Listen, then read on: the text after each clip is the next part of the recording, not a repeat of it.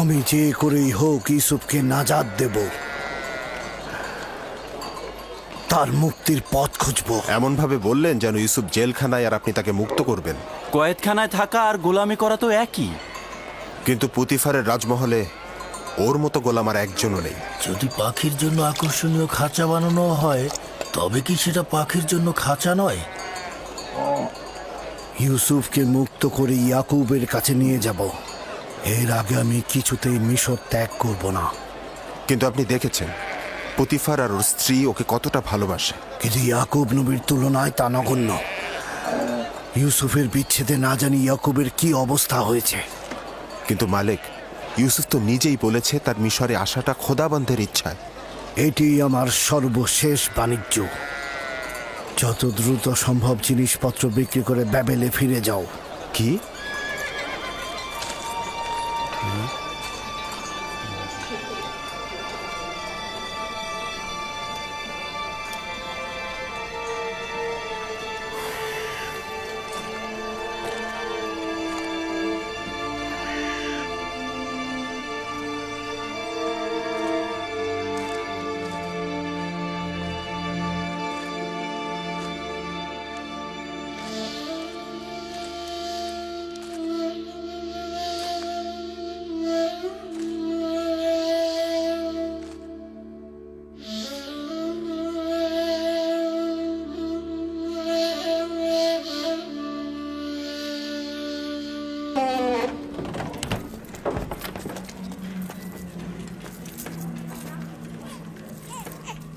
এটি খেদমতদার ও গোলামদের থাকবার জায়গা।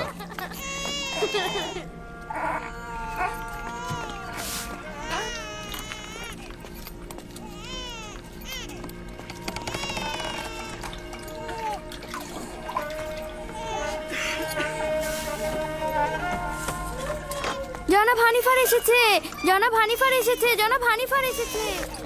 এরা সকলেই জনাব পুতিফারের রাজমহলের খেদমতদার। এরা মহলের বিভিন্ন অংশে কাজ করে থাকে। কেউ কেউ প্যাপিরাসের খামারে কাজ করে, আবার কেউ কেউ তুলা চাষও করে।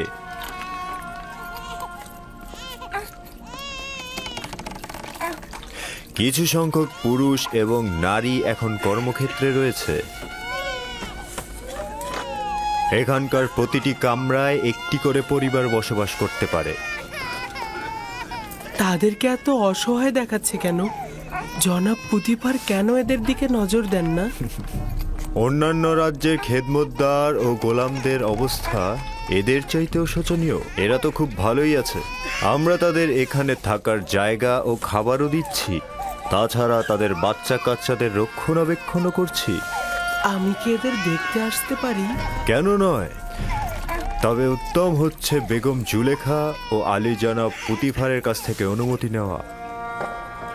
এরা হচ্ছে বিশেষ গোলাম যারা পালকি বহন করে থাকে।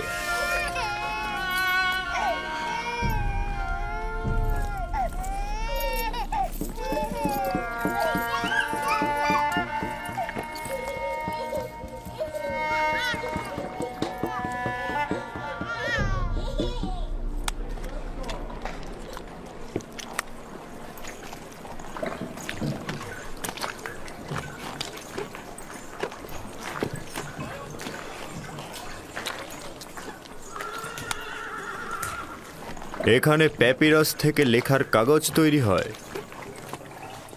আলী জনাব হানিফার ওপর দরুদ বর্ষিত হোক।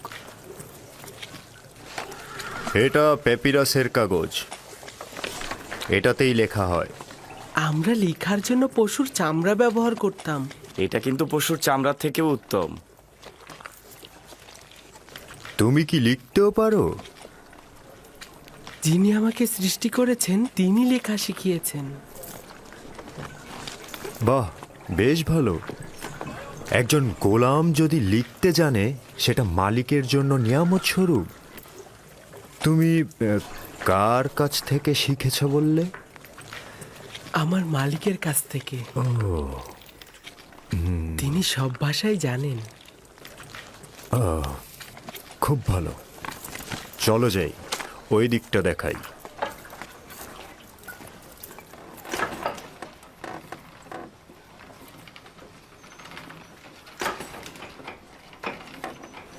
এটি হলো কাতান বুননের স্থান।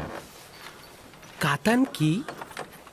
কাতান হচ্ছে সেই কাপড় যেটাকে কোমরে পেঁচিয়ে পরিধান করে থাকি আমরা, এবং এই কাপড়টা দিয়েই লেবাস তৈরি করি। সবচাইতে মোলায়েম যে কাতানটি তৈরি করা হয় সেটার নাম কাতানে সালাতানাতি। শুধু রাজমহলের বাসিন্দাদের জন্যই এ কাতান তৈরি করা হয়। বানু জুলেখার আকর্ষণীয় যে কাতানগুলো আছে সেগুলো এখানেই তৈরি হয়। চলো যাই।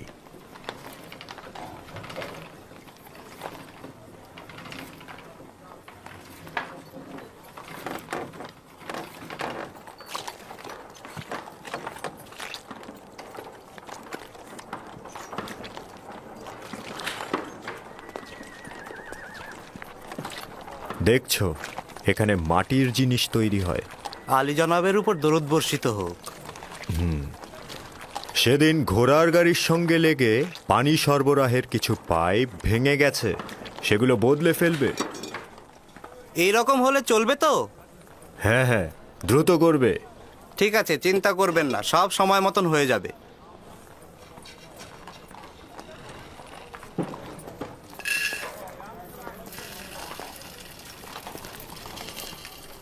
এটি খাদ্য সরবরাহের ভাণ্ডার। রাজমহলের সমস্ত খাবারের উপকরণ এখানেই রাখা হয়।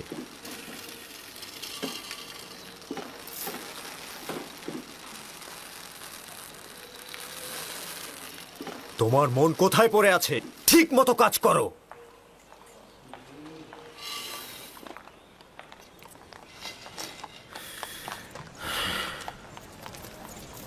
ভুলে যেও না, এখন থেকে তোমাকে তলব করে সওয়াল করা না পর্যন্ত কোনো জবাব দেবে না।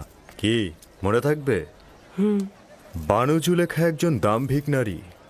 কখনো কখনো সে রাজসভার সদস্যদের সঙ্গেও কঠোর আচরণ করেন। ছেড়ে দাও, আমি এই কাজ করিনি। বিশ্বাস করো, আমি এই কাজ করিনি। আমাকে ছেড়ে দাও, আমাকে ছেড়ে দাও, আমি করিনি।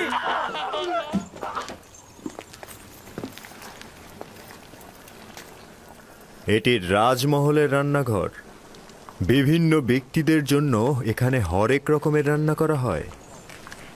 গোলাম ও খেদমতদারের জন্য আলাদা খাবার, দায়িত্বশীল ব্যক্তি ও তত্ত্বাবধায়কদের জন্যও আলাদা খাবার, এবং জনাব পুতিফার ও বানু জুলেখার জন্য স্বতন্ত্র খাবার তৈরি করা হয়। কেন অনেক রকম খাবার তৈরি করা হয়? সকলের জন্য একরকম খাবার তৈরি করলেই তো হয়।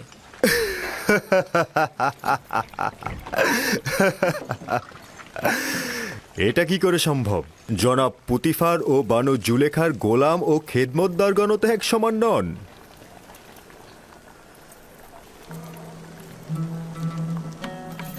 ও হচ্ছে ইউজারশিপ। এখন থেকে ইউজারশিপই তোমাদের খাবার বন্টনে সহায়তা করবে। ও একজন অক্ষর জ্ঞান সম্পন্ন বালক, তালিকা অনুযায়ী হিসেব করে ও খাবার বন্টন করবে। এতে করে আমাদের খাবারের হিসেব ঠিক থাকবে।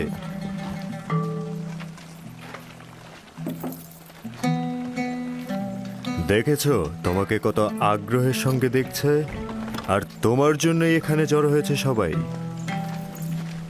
তোমরা এখানে কি চাও? নিজেদের কাছে যাচ্ছ না কেন?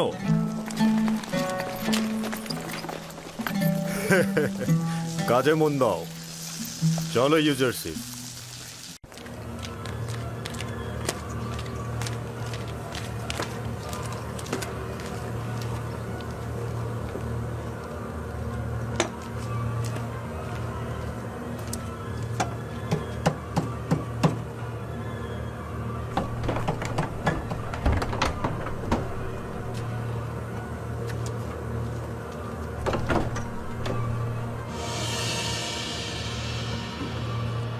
আমি তো আগেই বলেছি, আমার আর কোনো কিছুই করার নেই।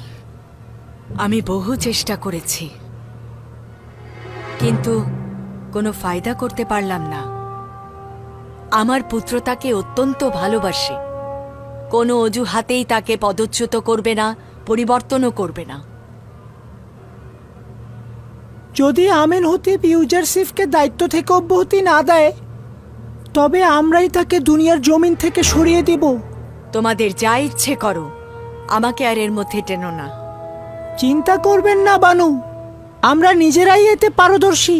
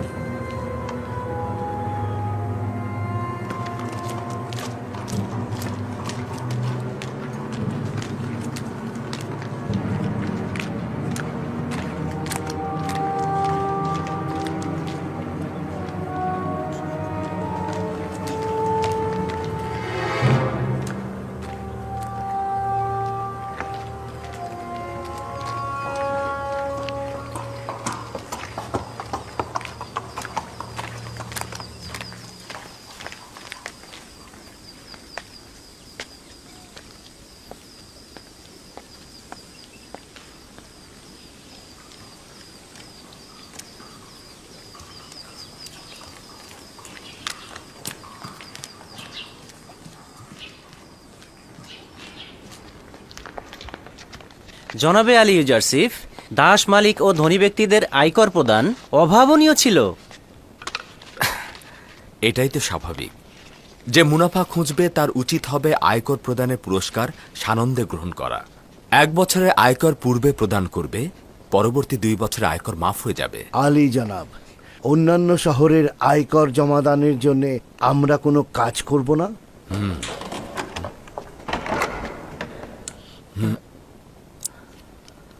আমার উচিত জাভিরা কারাগার থেকে আগত বন্ধুদের সাহায্য নেওয়া। আগামীকাল কর্মস্থলে তাদের সঙ্গে কথা বলবো। আমি কি তাদের খবর দেব? কি হয়েছে ইরানুস?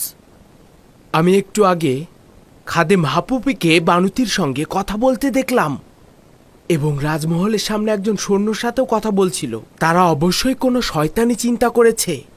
আপনাকে নিয়ে আমি অনেক চিন্তিত জনাব।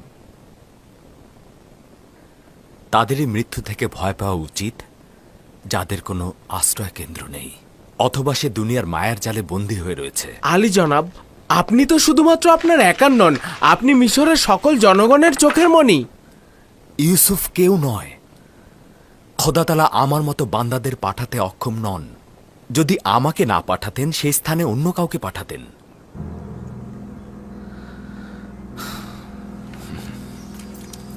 জনাব আমিন হতেব, আমি অদ্বিতীয় ও শক্তিশালী খোদার সন্ধানে রয়েছি, আর বানু নিফারতিতি আমার মতন একজন অক্ষমকে নিজের খোদাবান হিসাবে ভূষিত করছে। আপনার বিশ্রামের ব্যাঘাত ঘটাবার জন্য আমি দুঃখিত, কিন্তু একটি গুরুত্বপূর্ণ বিষয় শুনেছি যেটা আপনাকে বলা দরকার বলে মনে করছি। শুনছি। এখনই খবর পেলাম যে ইবাদতখানার খাদেম ইউজারসিফকে হত্যা করতে যাচ্ছে। কখন, কোথায়, কিভাবে? ইউজারসিফ কোথায়? আমি এগুলো জানি না, শুধু খবর পেলাম যে তাকে হত্যা করার নীল নকশা করা হয়েছে। যে কোনো মুহূর্তে ইউজারসিফের যান বিপন্ন হতে পারে। তুমি এগুলো কোথা থেকে জানলে? বানুতির খাদেম নিজে শুনেছে। খাদেম হাপুকি আপনার আম্মাজানের সাথে গোপনে এই কথা বলেছে। ইউজারসিফকে আমার কাছে নিয়ে এসো, দ্রুত।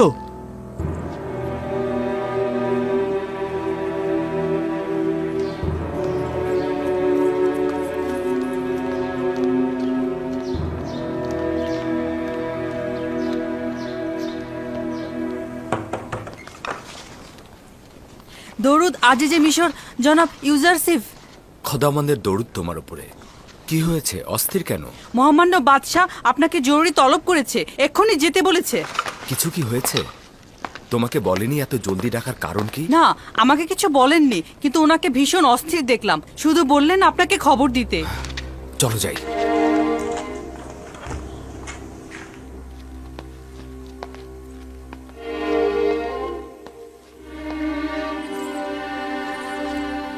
দরুদ আমার মহামান্য বাদশাহ আমেন হতেব।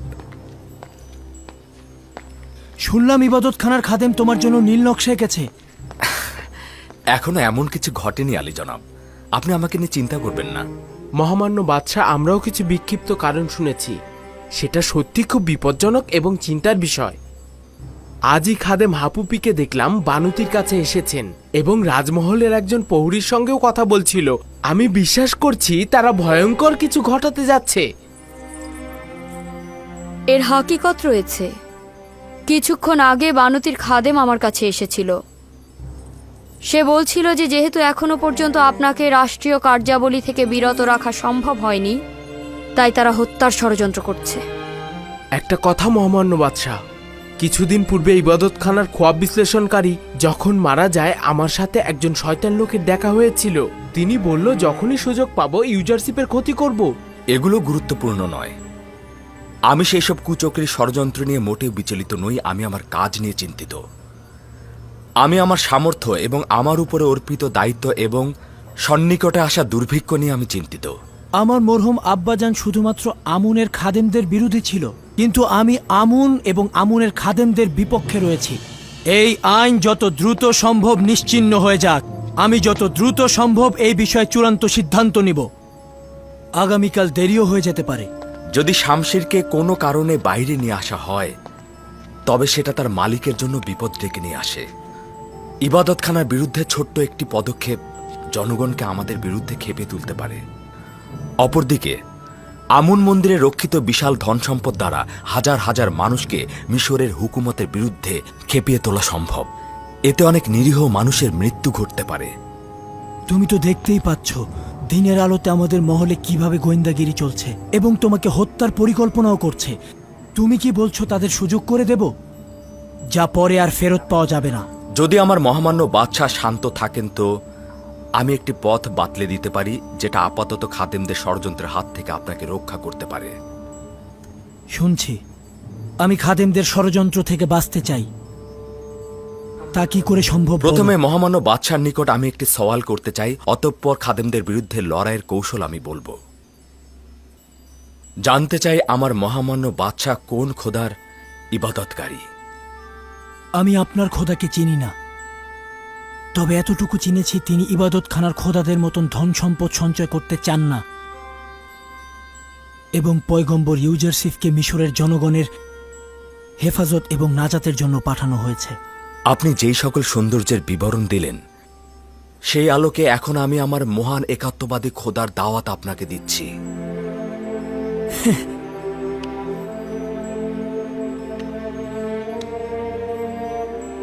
কোনো প্রয়োজন নেই, কেননা এখন আমি একাত্মবাদী খোদার অনুসারী। হ্যাঁ, আমার একাত্মবাদী খোদা? হ্যাঁ, একাত্মবাদী খোদা, যে খোদা সকলকে সমানভাবে আলো দেয় এবং যার রহমত সকলের সত্তার জন্য বর্ষিত হয়, যে খোদার হাতে সকল সত্তার প্রাণ নিহিত, নদী নালা অফুরন্ত ফসলের বৃদ্ধি যার হাতে। মহামান্য বাদশাহ, আপনার পেরেশান হওয়া উচিত নয়। পুনরায় বেহুশ হয়ে যেতে পারেন। আমি আতুন খোদার ইবাদত করি, যাকে ছাড়া সমস্ত ভূমণ্ডল নিথর ও নির্জীব। তোমার একাত্মবাদী খোদা কি সেই আতুন নয়? আমি এখনো সঠিকভাবে বুঝতে পারিনি। মহামান্য বাদশাহ কি সেই খোদার কথা বলছেন যিনি সূর্যকে আলোকিত করেন এবং সারা জাহানের খালেক? আপনি কি তার প্রতি ঈমান এনেছেন? তার পয়গম্বরের প্রতি ঈমান আনছি। আমি কি এই খোদাকে অতুন নামে অভিহিত করতে পারি? তাকে 1000 নামে ডাকা যায়। পৃথিবীর বিভিন্ন প্রান্তে তাকে বিভিন্ন নামে ডাকা হয়। মহামান্য বাদশাহ আমেন হতেব তাকে আতুন নামে সম্মোহিত করতে পারেন। আমেন হতেব? আমি আমার এই আমেন হতেব নাম নিয়ে ত্যক্ত, বিরক্ত। আমি আমুনের নাম নিয়ে ত্যক্ত। আমি আতুনের ইবাদত করি। আমার নাম এখন থেকে অখুনাতুন। অসম্ভব সুন্দর নাম, অতুন ইবাদতকারী, অখন আতুন, অখন আতুন।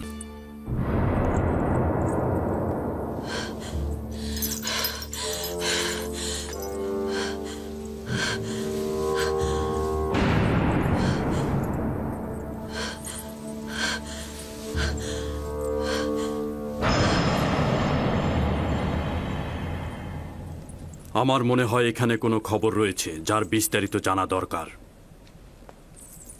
শুনতে চাচ্ছি, যে কেউ একজন কি বলবে?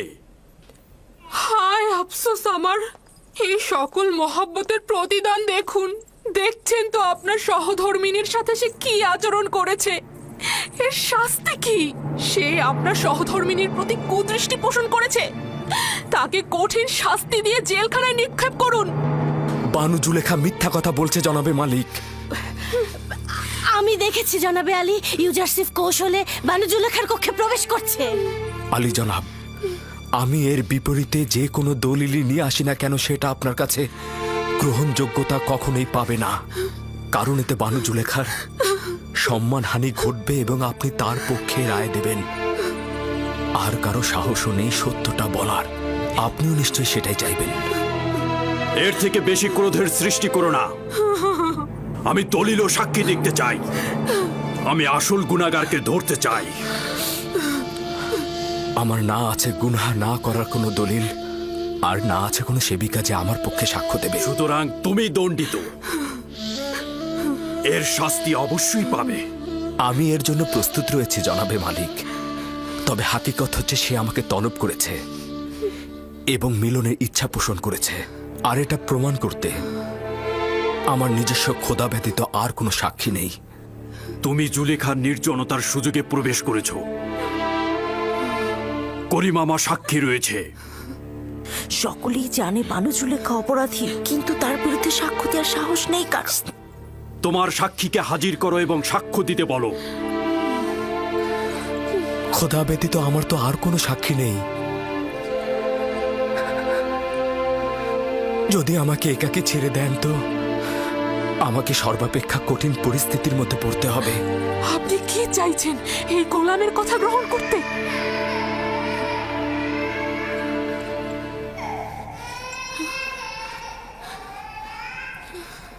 যদি নিজেকে নিষ্পাপ প্রমাণ করতে না পারো তাহলে এই মুহূর্তে প্রাণ বিসর্জন দেওয়ার জন্য প্রস্তুত হও।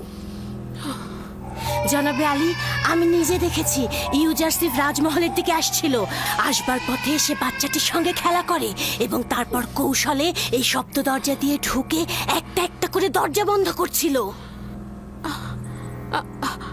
আমি নিজের কক্ষে বিশ্রামরত অবস্থায় ছিলাম। তাকে নিজের শিয়রে দেখে চিৎকার করে সাহায্য চাইছিলাম, আর তখন সে পালাতে লাগলো। রুদামুনকে এখানে ডাকো। ইউজারসিফের উচিত এখানেই শাস্তি পাওয়া।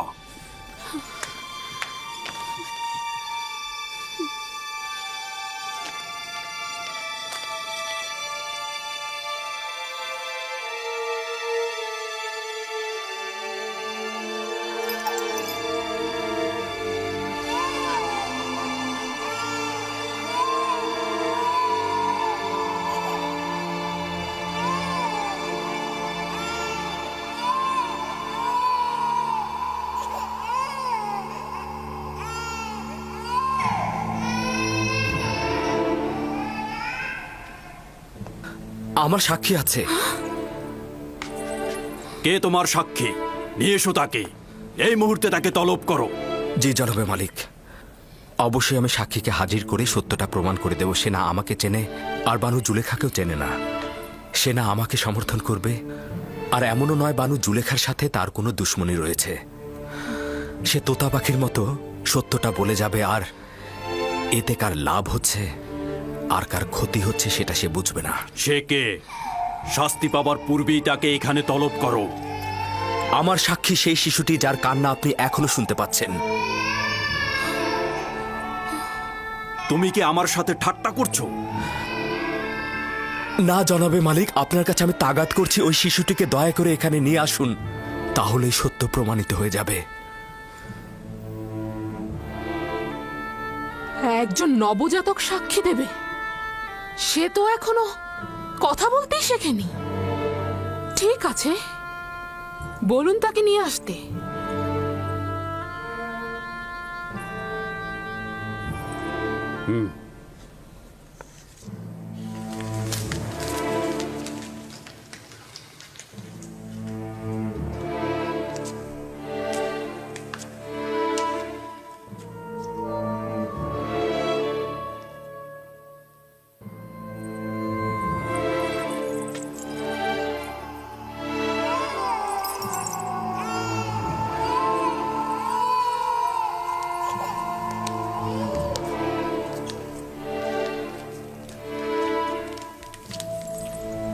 দরুদ আলী জনাব পুতিফার। সে আমার ফুফাতো বোন সিতেনে এবং তার সন্তান কিসেন। বলো তাকে সাক্ষী দিতে। কিসেনে কথা বলো। যা তোমাকে খোদাতলা শিক্ষা দিয়েছে তা তুমি এখানে বলো।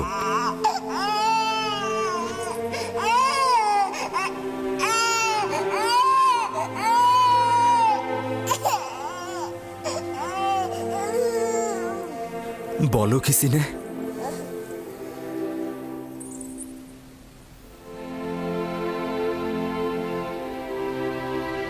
একাত্মবাদী খোদার ফরমানে তার একটি বাক্য বলবো। পিরান সামনের দিক থেকে ছেঁড়া থাকলে জুলেখা নিষ্পাপ, ইউসুফ গুনাহগার। আর যদি পিরান পেছনের দিক থেকে ছেঁড়া থাকে তবে জুলেখা পাপী, ইউসুফ নিষ্পাপ।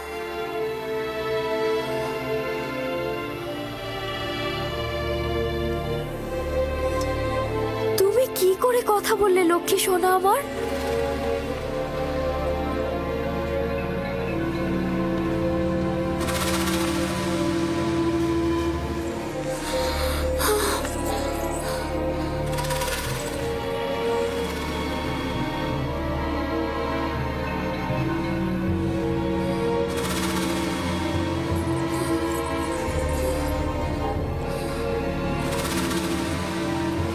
তুমি নিজের কান্না দ্বারা আমাকে ধোঁকা দিতে চেয়েছিলে। আসলে নারীদের প্রতারণার ফাঁদ খুবই বিশাল।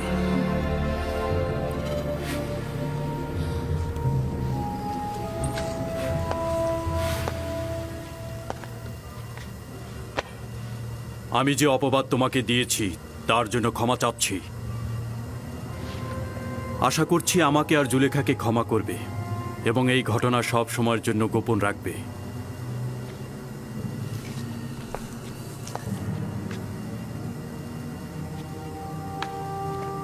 কারো অধিকার নেই এই ঘটনা সম্পর্কে কাউকে কিছু বলার। যদি এই ঘটনা কেউ প্রকাশ করে থাকো তাহলে তাকে কঠিন শাস্তি দেব। চলে যাও।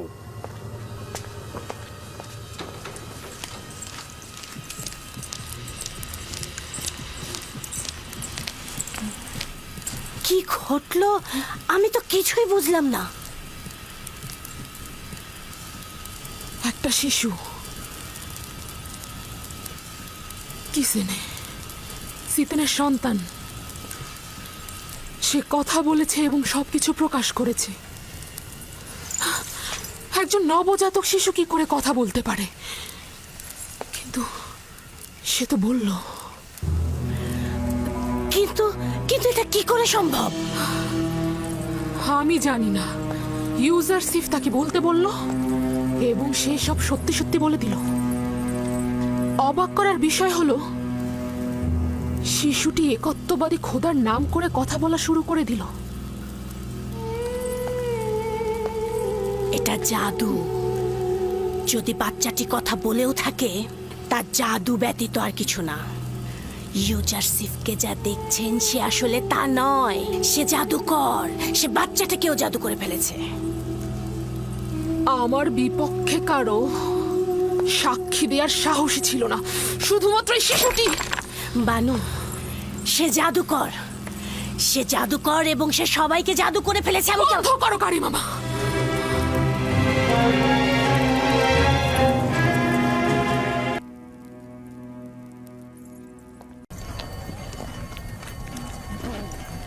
এরা কারা? এরা দস্যু নয় তো? সবাই অস্ত্র নিয়ে প্রস্তুত হও।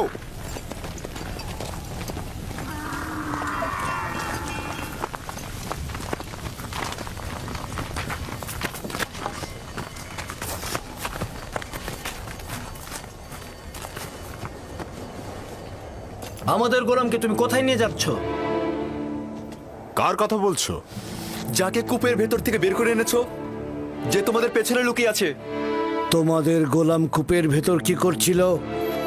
সে নিজেকে কূপের মধ্যে নিক্ষেপ করেছে, আমরা তো করিনি। তাকে বাঁচাওনি কেন? আমরা তো তাকে বাঁচানোর জন্যই দড়িয়ে আনতে গিয়েছিলাম। যাই হোক না কেন, সে এখন আমাদের গোলাম। কোন প্রকারে যদি সে নিজে না চায় তোমাদের সাথে যেতে? তার এইটা করার কোনো অধিকারই নেই। গোলাম তার মালিকের ইচ্ছার অনুগত।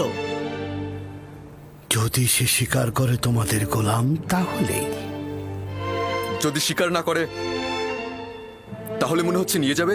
কাফেলার শক্তির কাছে তোমাদের শক্তি নগণ্য। আমরা ওকে ফেরত দেব না। তোমরা নিজেরাই তাকে জিজ্ঞাসা করতে পারো, সে নিজে থেকেই বলবে সে আমাদের গোলাম।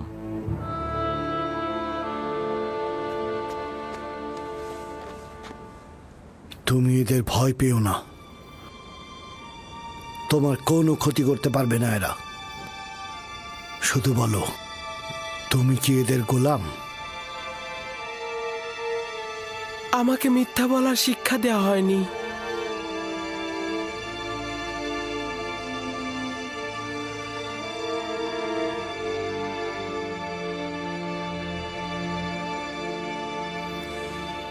এরা বয়োজ্যেষ্ঠ ও আমার ইচ্ছার মালিক। আমি তাদের কিনারায় বড় হয়েছি। তারা আমার অধিবাসী।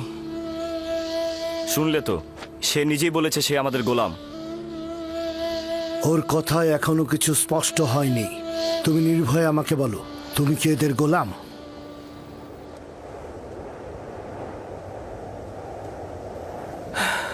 এরা বয়োজ্যেষ্ঠ ও আমার ইচ্ছার মালিক। আমি সুস্পষ্ট উত্তর এখনো পাইনি। আমি তোমাদের ইউসুফকে ফেরত নাও দিতে পারি। শক্তির প্রয়োজন হলেও তাকে নিয়ে যাব। ভুলেও এ কাজ করো না, শুধু শুধু প্রাণটা যাবে। তোমাদের কতলের সংখ্যা আমাদের থেকে কম হবে না। সত্যি করে বলো তো, এই পালিয়ে আসা গোলামের জন্য তোমরা কতটা কতল হবে আর কতটা কতল করবে? থামো সামুন। যদি হাত দ্বারাই গিট খোলা যায় তবে দাঁত কেন? ইউসুফকে মারার স্বপ্ন দেখছো? তোমাদের এই চোরাচুরির পেছনে যে কারণটা আছে সেটা আমি ভালো করে বুঝতে পারছি। যদি চাও তবে এখানেই সবকিছু ফাঁস করে দেব, আর নইলে কাফেলার সঙ্গে ওকে যেতে দাও। আপাতত বিজয়ের পতাকা তোর হাতে, কিন্তু সব সময় তোর সাথে আমার একটা হিসাব হবে।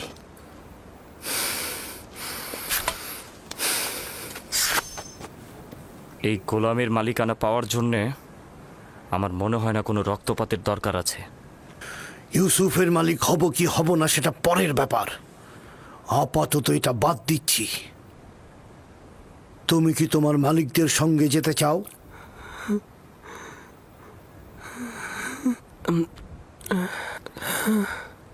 কি মনে মনে আমতা আমতা করছিস? যদি রাজি না থাকিস তবে সরাসরি বলে দে। আমরাও পালিয়ে আসা গোলামের জন্য এত আগ্রহী নই। আমরা ওকে বিক্রি করে দিতে চাই। আপনারা কি ওকে কিনতে চান? হঠাৎ এই সিদ্ধান্ত গ্রহণের কারণ জানতে পারি? কিছুটা তো কারণ আছেই। আমরা ওর পিছনে ঘুরতে ঘুরতে ক্লান্ত হয়ে গেছি, সেজন্য। ওর মূল্য কত চাও? 1000 দিরহাম। যদিও এর চেয়ে সে বেশি মূল্যবান, কারণ সে সুদর্শন ও বুদ্ধিমান। 1000 দিরহাম? তা ওই পালিয়ে আসা ভবঘুরে গোলামের জন্যে? না, আমি এত টাকা প্রদান করতে পারবো না। নেই চাই দিতে পারবো না। যা ছিল সব ব্যবসায়িক জিনিসপত্র কিনে শেষ করে ফেলেছি। ইউসুফকে দূরে পাঠানো আমাদের লক্ষ্য, ব্যবসা নয়। কি সমস্যা? চুপ থাক। কেন আমরা আমাদের লাভ ছাড়বো? হয় ব্যবসায়ীদের কাছে যা আছে তা নিয়ে নাও, নয়তো আব্বাজানের কাছে ইউসুফকে নিয়ে চলো। এবার সিদ্ধান্ত তোমার উপর। কত দিরহাম আছে?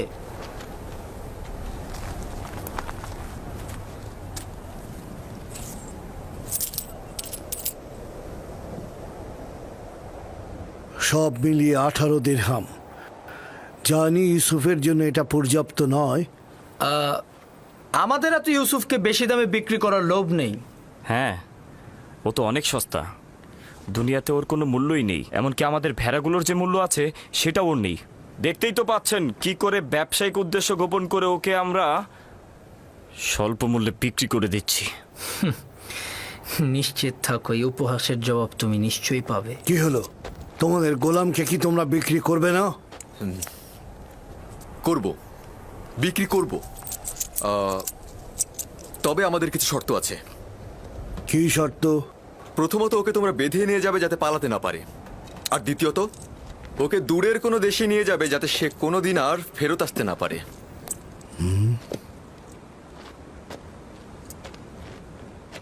যদি একবারের জন্য তোকে ক্যানানে দেখি আমি, তবে জিন্দা ফিরতে পারবি না।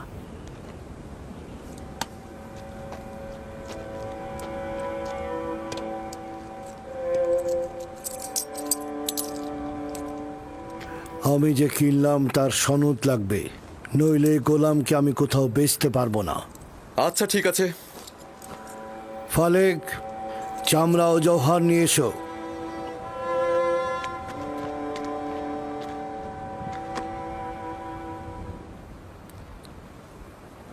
চিন্তা করিস না, এরা আমাদের চেয়ে উত্তম। তাদের সাথে চলে যা, এখানে অনেক বিপদ আছে। আমাকে ক্ষমা কর, আমি তোর জন্য কিছুই করতে পারলাম না। এইটা খোদাবান্দেরই ইচ্ছা যে আমি কাফেলদের সঙ্গে যাব, কিন্তু তোমারও ভাইজানদের জন্য আমি চিন্তিত। খোদা তোমাদের রহম করুক। আমি সবার জন্য দোয়া করব। এমন না হয় আব্বাজান আমার বিরহে কষ্ট পাক, তাকে সান্ত্বনা দিও। গোলামের পরিচয় লেখো, আর সদিচ্ছায় যে বিক্রি করলে তাও লেখো। আর ভুলে যেও না, সনদের নিচে নাম ও মোহর উল্লেখ করতে হয়। লাবি, বেনিয়ামিনের প্রতি যত্ন নিও। তোকে একটু আদর দিতে ইচ্ছে করছে, কিন্তু এরা তো আমাকে সন্দেহ করবে। নিজের দিকে খেয়াল রাখিস, খোদাবান তোর পাশে সব সময় আছে। নিজেকে তার উপর ছেড়ে দে, সে অতীতের ন্যায় তোকে সব সময় হেফাজত করবে।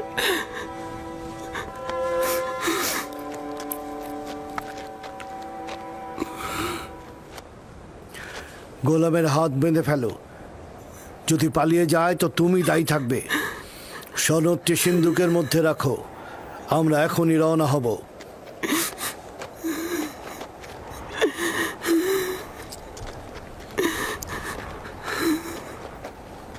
চলো যাই।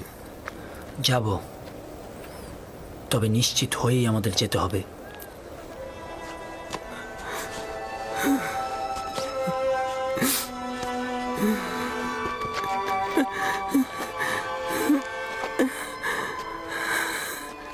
রওনা করো,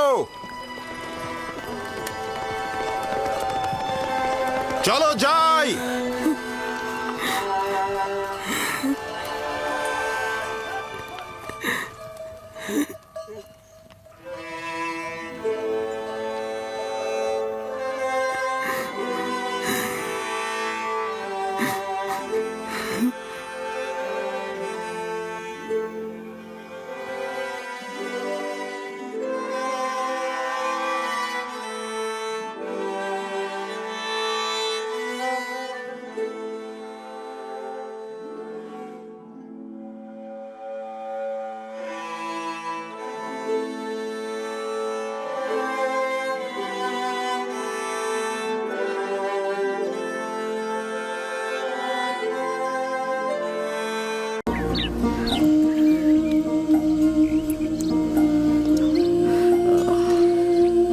বানু, বানু কি হয়েছে আপনার? বানু, আলী জনাব, কি হয়েছে? মনে হয় সময় হয়ে গেছে।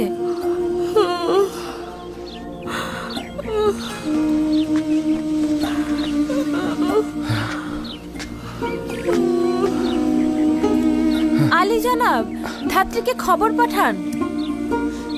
আসুন বানু, আসুন। এই তো আর একটু।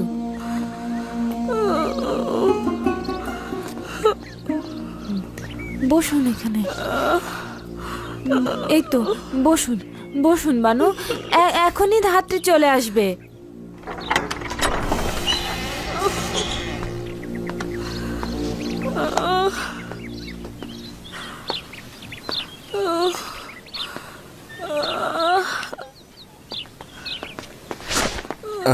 মালেককে ধাত্রীর খোঁজে পাঠিয়েছি আমি। ওয়াসেনাদের এখন অবস্থা কেমন? ব্যথায় একেবারে কুকড়ে যাচ্ছে। এখনই ধাত্রী চলে আসবে। তুমি এক কাজ করো, কিছু গরম পানির ব্যবস্থা।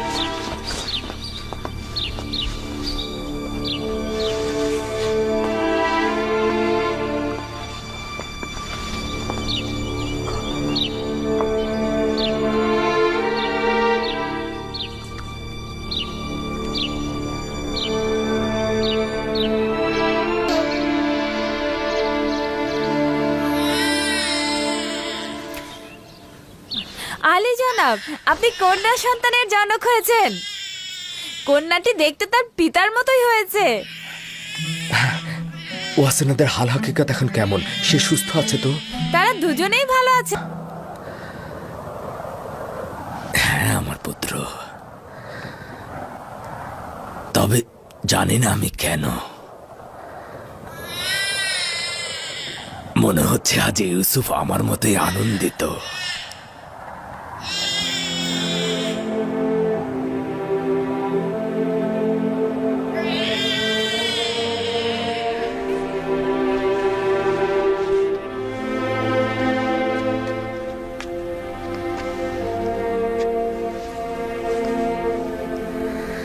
খোশ আমদেদ আমার প্রিয় কন্যা।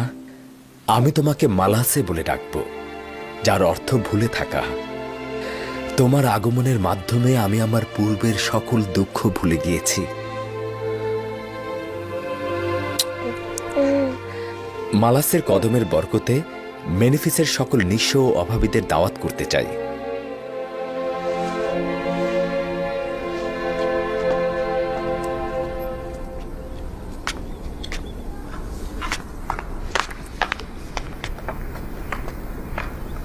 তমা,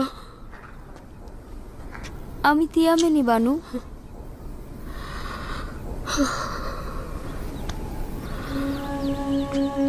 আমি ঠিক মতো দেখতে পাচ্ছি না, সবকিছু অন্ধকার লাগছে। অবিরাম কান্নার জন্য এরকম হচ্ছে। কেন এভাবে কাঁদছেন বানু? এভাবে অবিরাম কান্নার ফলে আপনার চেহারা বিবর্ণ হয়ে যাচ্ছে, আপনার চোখগুলো নষ্ট হয়ে যেতে পারে। কেন নিজের কথা ভাবছেন না একবারও? এগুলো অনেক পুরনো কথা। কান্না আমার মানসিক ক্ষতের উপশম। যদি কান্না না করি, দিওয়ানা হয়ে যাব। কি হলো? আবার কোথায় যাচ্ছেন বানু? নীল নদের জেটির পাশে আমার সাথে যাবে? রুদামুনের কাছে ইউজারসিফের খবর জানবো। আমি তো আর আপনার পথে বাধা সৃষ্টি করতে পারি না, আর আপনাকে এভাবে একা ছেড়েও দিতে পারি না। অতএব আপনার সাথে যেতে বাধ্য হচ্ছি।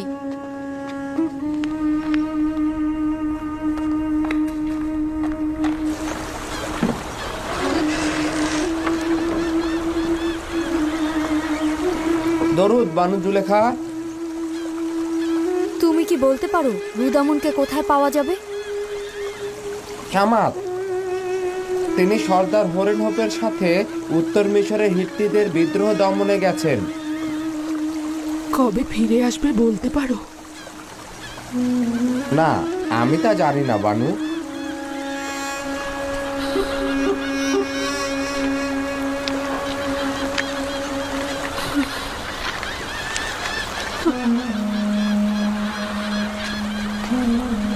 বানু, এখান থেকে উঠে পড়ুন। এভাবে বসে থাকা ঠিক হচ্ছে না। আপনাকে এখানে তো সবাই চেনে। আমার সম্মানহানির ভয় পাচ্ছ?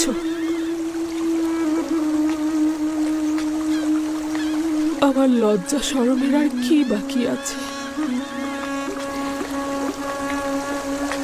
আমাকে অবজ্ঞা করার গল্প এখন জনগণের মুখে মুখে।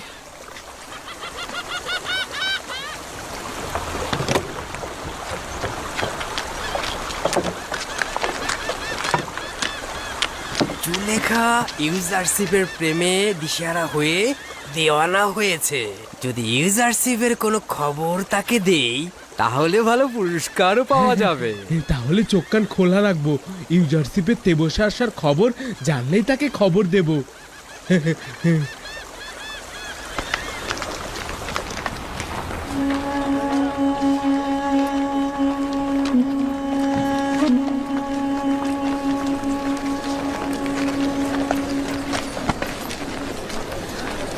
বেচারা জুলেখা। কেউ কি বিশ্বাস করবে মিশরের একসময় সেরা সুন্দরী আজ এই অবস্থা? ইউজারসিফের প্রতি ইশকেই তার এই অবস্থা। আচ্ছা, সে কি জানে ইউজারসিফ বিবাহ করেছে? চুপ, আশা করি যেন কখনোই না জানতে পারি। এই মানসিক যন্ত্রণা সে সহ্য করতে পারবে না। আমার মনে হয় জানে, আর সে কারণেই তার এই অবস্থা। যদি জুলেখা তার বয়সের পার্থক্যটা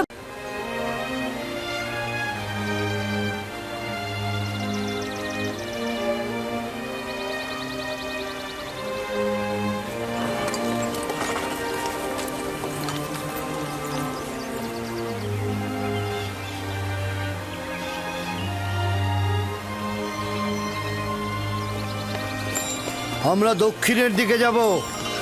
সম্মুখে একজন মৃত ব্যক্তির সমাধি দেখা যাচ্ছে। ওই যে পশ্চিম দিকে দেখো। এই নৌকাটি মিশরের প্রাচীন ঐতিহ্যের প্রতীক।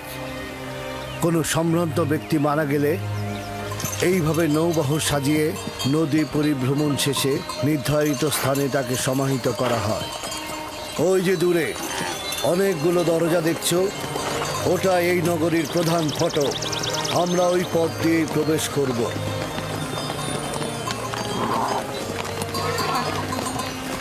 এই হলো 100 দরজা বিশিষ্ট তেবস শহর। 100 দরজা?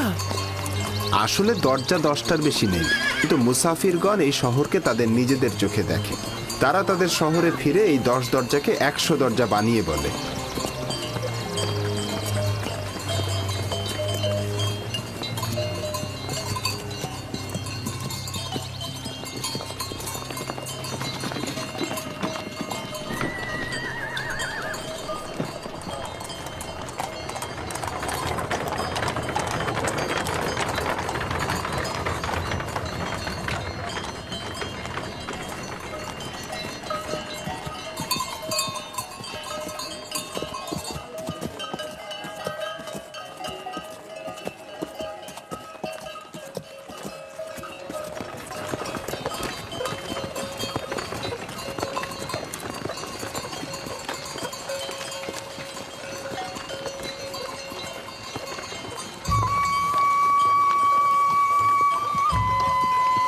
মালেক ইবনে জার, বাবেল থেকে।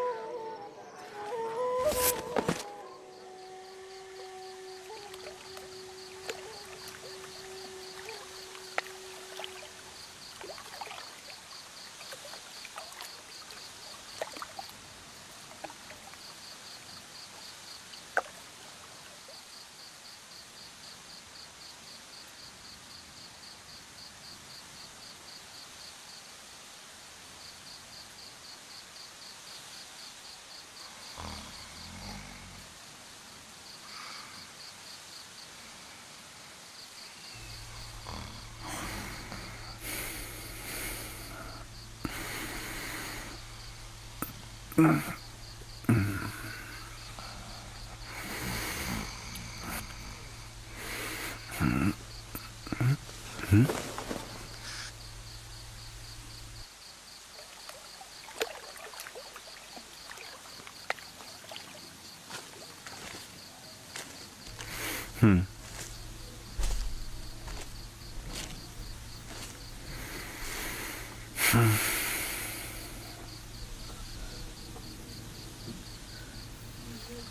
হয়েছে? কেন ঘুমাচ্ছেন না? আমার ভয় লাগছে তুমি পালিয়ে যাবে।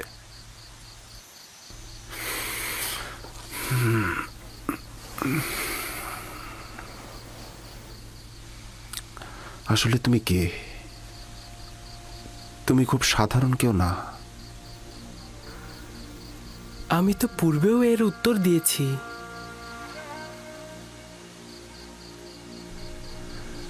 আমার খোদা তোমার খোদার থেকে দুর্বল আর অক্ষম।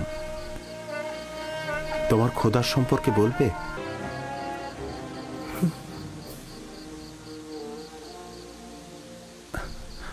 তোমার খোদা হাজির, তোমার খোদা নাজির। আমি সবখানে তার অনুগ্রহ দেখেছি। কত সহজেই তুমি তার সাথে সম্পর্ক স্থাপন করো। সে তোমার ডাকে সাড়া দেয়, তোমার দোয়া কবুল করে। তোমার অন্য ইনসানের সাথে কুদরতের পার্থক্য রয়েছে। তুমি কে? খোদা ভালো কাজে সাড়া দেয়, সহযোগিতা করে। তোমার এই খোদাটা কে যে সব জায়গায় তোমার সহযোগী? তুমি তো এতক্ষণ তার বর্ণনায় দিলে।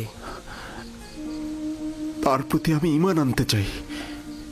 তুমি ঈমান এনেছো, তার প্রতি তো তোমার ঈমান রয়েছে। আমার ঈমান রয়েছে?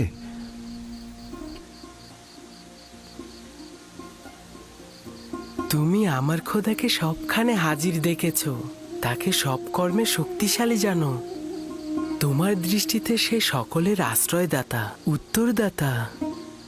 নিজের খোদাকে তুমি দুর্বল ও অক্ষম আখ্যায়িত করেছো, এগুলোই ঈমান। তার মানে আমিও তোমার মতো এক খোদার ইবাদতকারী? কাশ্মীরের ছাপা পাওয়ার রাতেই তুমি ঈমান এনেছিলে। আমি তো তোমার কথা শুনে বুঝতে পেরেছিলাম। তুমি কে? সত্যি করে বলো, তুমি কে? তুমি আমাদের সম্পর্কে এত অবগত? তোমাকে তোমার এক খোদার কসম, সত্যি করে বলো তুমি কে? বলো। কসম দিও না, বলার অনুমতি নেই আমার। আমার ইচ্ছায় কিছুই হচ্ছে না, সবকিছু খোদা তাআলার ইচ্ছায়